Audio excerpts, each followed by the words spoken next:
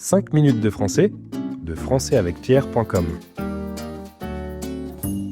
Bonjour à toutes et à tous et bienvenue dans un nouvel épisode de 5 minutes de français. Aujourd'hui, c'est Sébastien qui est avec moi. Salut Sébastien, comment ça va ? Salut Judith, salut tout le monde, ça va super bien, merci. Et toi ? Très bien. Aujourd'hui, on va parler d'un symbole que tout le monde connaît mais que peu de gens comprennent vraiment. Le drapeau français. Ah oui, le fameux bleu, blanc, rouge. On le voit tellement souvent qu'on oublie parfois qu'il a une histoire vraiment étonnante. Exactement. Et pour commencer, j'ai une petite question pour toi Sébastien. Et pour vous qui nous écoutez. De quand date officiellement le drapeau tricolore tel qu'on le connaît aujourd'hui ? A. De 1789, B. De 1830, C. De 1946. Je ne suis pas sûre du tout. J'ai une idée, mais je vais garder le suspense jusqu'à la fin. Très bien, on découvre ça dans quelques minutes. Alors Sébastien, est-ce que tu sais d'où viennent les couleurs du drapeau français ? Je dirais de la Révolution française, non ?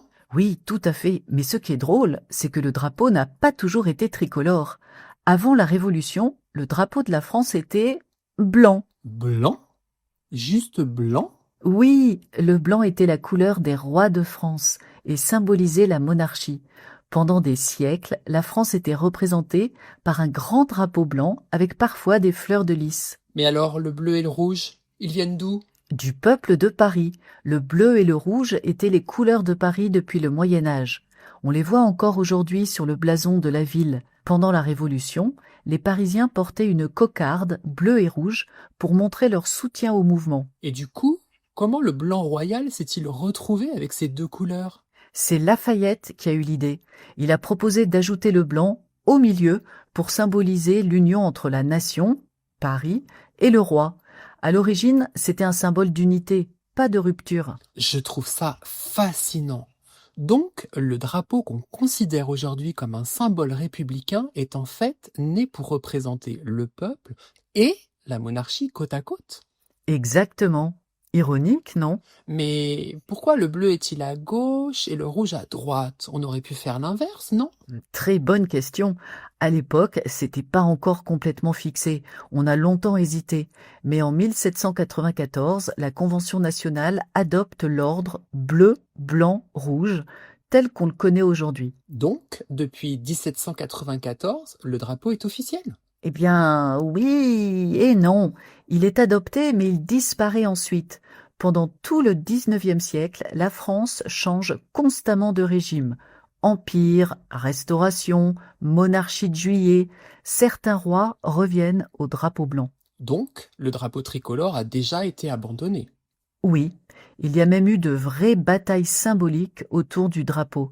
Par exemple, en 1830, pendant la Révolution de Juillet, le peuple parisien remet le drapeau tricolore sur Notre-Dame pour protester contre le retour du drapeau blanc. Et alors, comment le tricolore est-il devenu le drapeau officiel pour de bon ? C'est en grande partie grâce à la Troisième République à partir de 1870. Les républicains s'imposent politiquement et imposent aussi le drapeau tricolore comme symbole national. Depuis, plus personne ne l'a remis en question. Donc, le drapeau tel qu'on le connaît existe depuis la Révolution, mais il n'est vraiment devenu le drapeau officiel qu'au XIXe siècle. Exactement. Par contre, j'ai remarqué quelque chose. Parfois, le bleu du drapeau est foncé et parfois il est plus clair. C'est normal ? Oui, c'est tout à fait normal. Pendant longtemps, il n'y avait pas de norme exacte sur la couleur. Certains drapeaux utilisaient un bleu très foncé, bleu marine, d'autres un bleu plus clair, bleu roi. Et aujourd'hui, il existe une version officielle ? Oui, depuis 2020, l'Élysée a même décidé de revenir au bleu marine pour se rapprocher du drapeau de la Révolution. Mais, petite précision amusante, l'Union européenne utilise un bleu un peu plus clair. Donc, selon l'endroit, on peut encore voir les deux versions. Oh, ce qui est fou, c'est que beaucoup de pays se sont inspirés du drapeau français, non ? Oui, on appelle ça le modèle tricolore. Il a inspiré les drapeaux de l'Italie, de l'Irlande, de la Roumanie, du Tchad et même celui de plusieurs pays africains après les indépendances. Donc, finalement, le drapeau français n'est pas qu'un symbole national, c'est un symbole international. Exactement, c'est l'un des drapeaux les plus copiés au monde. Bon, il est temps de répondre à ma question du début. De quand date officiellement le drapeau tricolore? J'hésitais entre 1789 et 1830. Je vais dire 1830. Et non, la bonne réponse était 1789, même si la version définitive date de 1794. C'est à partir de la prise de la Bastille que le bleu et le rouge deviennent des couleurs révolutionnaires et qu'on ajoute le blanc pour symboliser l'unité nationale. Bon, passons au vocabulaire. On a utilisé le mot blason.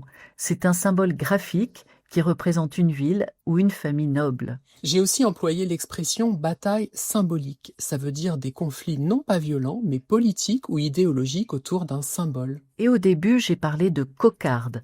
C'est un petit insigne rond, en tissu, souvent avec des couleurs, qu'on porte pour montrer son engagement ou son soutien à une cause. Voilà, vous savez tout sur l'histoire étonnante du drapeau français.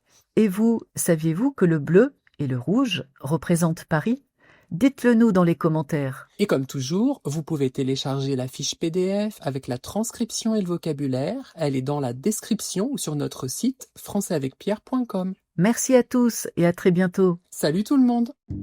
5 minutes de français, de françaisavecpierre.com.